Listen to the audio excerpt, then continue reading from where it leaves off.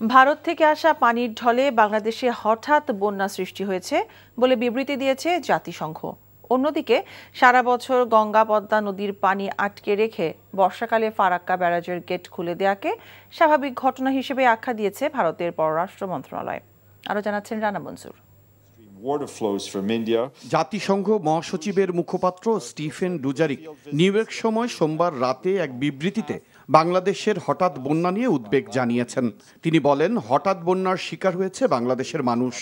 এই হঠাৎ বন্যার কারণ ভারতীয় অংশের নদী দিয়ে আসা পানির ঢল এবং ভারী বৃষ্টিপাত। অন্যদিকে এক সাংবাদিকের প্রশ্নের জবাবে ডুজারিক বলেন, আইনের শাসন প্রতিষ্ঠায় যা যা করা সম্ভব বাংলাদেশের অন্তর্বর্তী সরকার তাই করবে বলে জাতিসংঘ আশাবাদী। One more note from Bangladesh, which has suffered from flash floods triggered by heavy rainfall and upstream water flows from India. Our team on the ground are providing water and purification tablets, hygiene kits and food.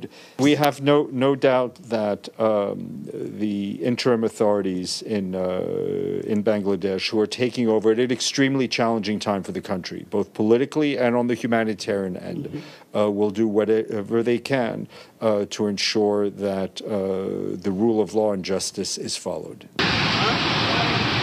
গত বুধবার কোনো সতর্কবার্তা ছাড়াই ভারত হঠাৎ করেই ত্রিপুরার ডুম্বুর বাঁধ খুলে দিলে বাংলাদেশের পূর্বাঞ্চল এবং দক্ষিণ পূর্বাঞ্চল পানিতে ডুবে যায়। 5 দিন পর গতকাল সোমবার ফারাক্কা ব্যারেজের 109টি গেটের সবকটি খুলে দিয়েছে ভারত। অভিযোগ উঠেছে ভারত সৃষ্ট বাংলাদেশের বন্যা রাজনৈতিক বন্যা। ভারতীয় গণমাধ্যমগুলো বলছে, ছাত্র জনতার গণ অভ্যুত্থানে 5 আগস্ট স্বৈরাচার শেখ হাসিনা ভারতে পালিয়ে যাবার পর দুদেশের সম্পর্ক ক্ষতিগ্রস্ত হয়েছে। কেননা হাসিনার 15 বছরের স্বৈরশাসনে বড় পৃষ্ঠপোষক ছিল ভারত। তবে ভারতের পররাষ্ট্র মন্ত্রণালয়ের মুখপাত্র রণধীর জয়সওয়াল সোমবার রাতে বলেছেন, সারা বছর ফারাক্কা গেট বন্ধ করে রাখলেও বর্ষা মৌসুমে তারা ফারাক্কা দিয়ে পানি ছাড়ে। এবার তারা বাংলাদেশে প্রতিদিন 11 লাখ কিউসেক পানি ফারাক্কা দিয়ে ছাড়বে। রণধীর জয়সওয়াল হুমকিও দিয়েছেন, বলেছেন, ফারাক্কার গেট খুলে দেয়া নিয়ে দুই দেশের মধ্যে ভুল বোঝাবুঝি সৃষ্টির উদ্দেশ্যে ভিডিও বা গুজব ছড়ানো হলে দৃঢ়ভাবে তারা মোকাবেলা করবে। রানা মঞ্জুর, এনটিভি ইন্টারন্যাশনাল ডেস্ক।